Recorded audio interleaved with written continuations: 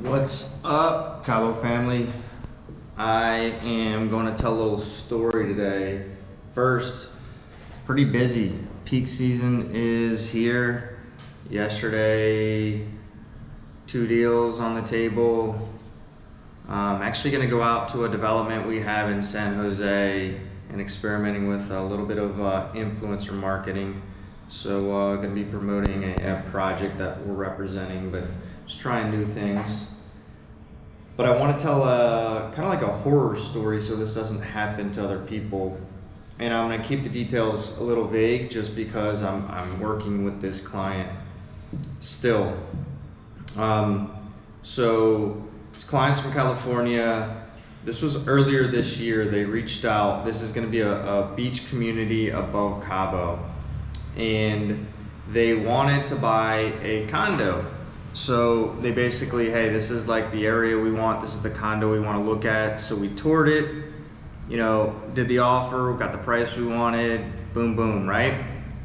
Well, during that tour, the reason that they wanted to buy that condo was because they had just recently purchased 2 beachfront lots right there. So what they were doing is they were basically gonna buy that condo so that they could kind of watch this build happen.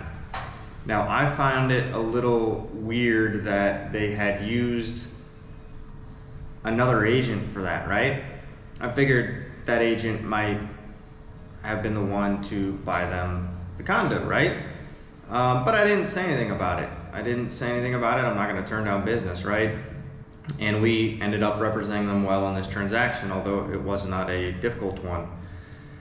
So this is about a month and a half ago now. I get a phone call. So it was a father and a son. And for the most part, I was kind of dealing with the father, at least on the transaction end. And so I remember this. It's like after 5 p.m. on a phone call, and I get back to back 3 missed calls from the son. So I texted him like, hey, can I call you back? Get in touch with them. Apparently the 2 beachfront lots that they had purchased were now listed for sale.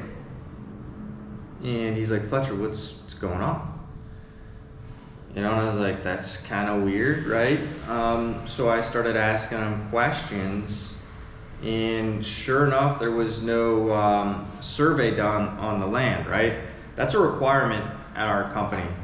We had an agent, it's like 4 years ago, experienced something. It wasn't bad, but we require all of our agents to at least offer when land is, or if it's a house and a big piece of land, always get a survey done, especially in areas outside of Cabo, because they might have done these measurements in like the 90s or something, and it was literally like guys with stakes, right?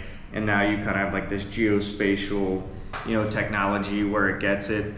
So if you buy a lot, there's a good chance there's gonna be, especially outside of Cabo, there's a really good chance that you're gonna have a plus or minus 5%. Sometimes you get more land, sometimes it's less land.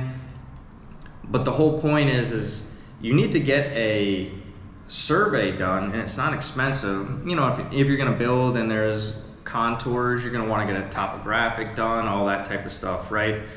But the size of the lot can change, right? So he said that the agent that they were working with didn't say anything about that.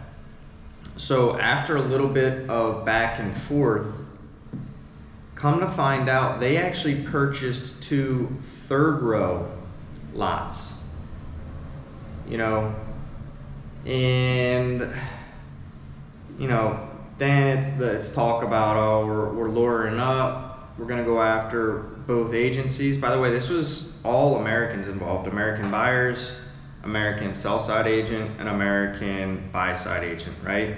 So the sell side agent clearly was listing a property that was not the property that he was advertising, right? And the buy side agent brought the buyers and ended up bringing the clients to a piece of land that was not the land that he thought it was.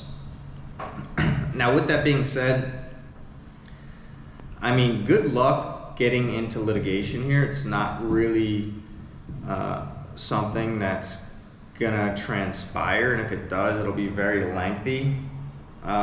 So clearly the best alternative for everybody is to avoid this type of situation from happening, you know, from the get-go. But here we are, and once again, I had absolutely nothing to do with this transaction. I'm just kind of watching it from afar, and something, like I said, something was kind of ringing a little bell for me when they asked me to help buy the condo after using. So I don't know if there was already something going on there. The reason that I don't, well, there's a lot of reasons why I don't like this, but you know, these people, they're really good people, and I think they're gonna make do and figure out a way to make that work. But a lot of these people, they end up, you know, leaving Baja and not coming back. You know, so this is just a story for people to understand that you need to have this due diligence done, and if you don't, things like this will happen.